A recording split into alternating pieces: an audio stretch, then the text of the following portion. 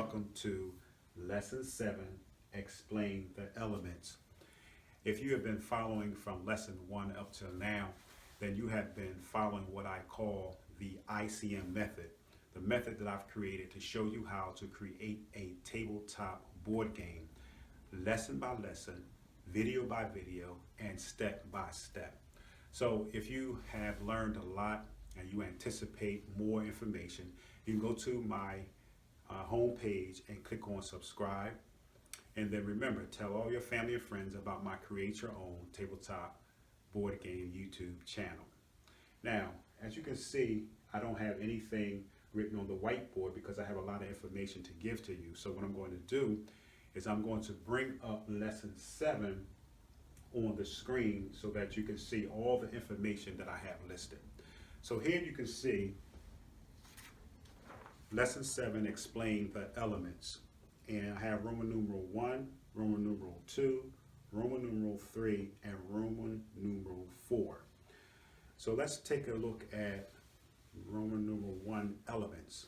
Number 1, elements can be images, numbers, symbols, letters, colors, and or shapes. Now remember, if you take a look at my tabletop board game called Backtrack, as I showed you in earlier videos, I've taken some of these elements out of here from number 1, and I've used 3 elements. I've used numbers, letters, and colors for my Backtrack tabletop board game. So if you want to create a great and challenging tabletop board game, then you need to take the time to choose the elements that you want to use on your track. Now this is, I'm giving you in Lesson 7 all the tools that you need in order to create a great tabletop board game. These tools, you have to learn how to use them strategically on your track.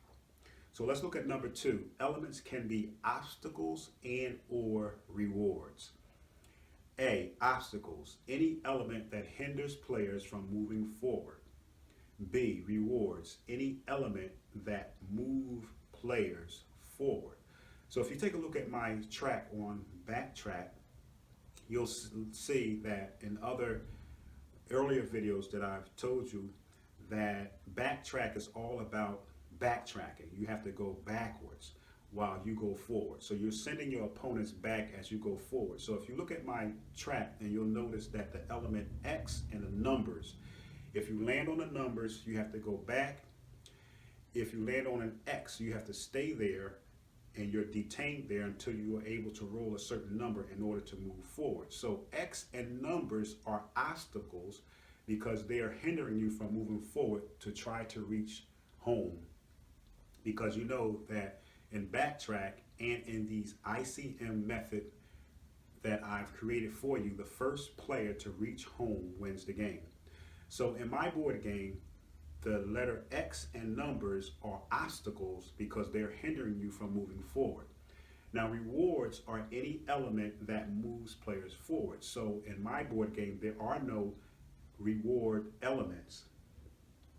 So you can have, as I said, elements can be either obstacles or rewards, or you can just have elements that are obstacles like I do, or you can create a tabletop board game with elements that are rewards that move players forward, or you can involve both obstacles and rewards. So elements, everyone can be images, numbers, symbols, letters, colors, and or shapes. Elements are considered obstacles and or rewards. In other words, when you put your elements on your track, they're either going to help players move forward or backward or maintain them on the space that they're in. Number 2, element representation. Landing on an element can mean a lot of things. So I want to give you some examples that you can use when creating your board game using your elements. If you land on an element, it could mean lose a turn, or you can use thumbs down. Take another turn, you could use thumbs up. Move forward, use a number. Move backward, use a number plus a minus sign. Take a playing card from the deck, image of a playing card. Share space with leader written on a playing card. Share space with last place player written on a playing card. Move to another area on the track written on a playing card. Return to the start space written on a playing card. Must spin or roll to leave the space that you are on written on a playing card. So in this section, in this area, what I want to do is show you how you can use different images to show what the image represent on your track. So let's take a look at it again and let me explain what I mean. So element representation, landing on an element can mean. Now, when you're creating your track, you can use an image of a thumb that goes down. The image of a thumb goes down on your track. So let's say that you're using a thumbs down image on a space on your track. So when a person lands on it, that means that they lose a turn. So let's say that you have a thumbs up image somewhere else on your track. So when a person lands on their thumbs, on the thumbs up, that means that they take another turn. Now, let's say you put a number on some space on your track. That number can mean move forward. So let's say you use number 3. So when a player lands on number 3, it means move forward. Let's say move backward. Use a number plus a minus sign. So in other words, if I have -4 on my track, when a player lands on -4, that means that they have to move backwards 4 spaces.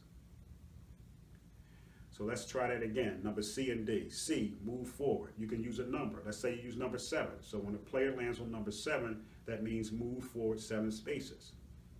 Number D, move backward. To represent move backward, you can have a -8. Minus means take away. So minus means you have to go back 8 spaces if you use -8. So let's look at number E. Take a playing card from the deck. Image of a playing card. So on your track, you can have an image of a playing card. So when a player lands on that image of a playing card, they have to take a playing card from the deck. Now remember I said you're going to create two board games. So you should have one with playing cards and one without playing cards. So when you create your track, you're going to make space on your track for a deck of playing cards, and then you're going to have one without playing cards. So for the board game that you created, where you're going to place several playing cards on your track, you can place an image of a playing card somewhere on your track so that when a player lands on the image of the playing card, that means that they take a playing card from the deck that you have on your board. Now, F, share space with player. Now, this is about your playing cards. So let's say a person lands on the image of a playing card and they have to draw a playing card. So these are from F to J. These are just some ideas that I've given to you that you can place on your playing card when a person draws a card. So F, share space with leader. You can have something on your card, your playing card, that says share space with the leader. So whoever's leading on in your board game on the track, they have to share the space with the leader.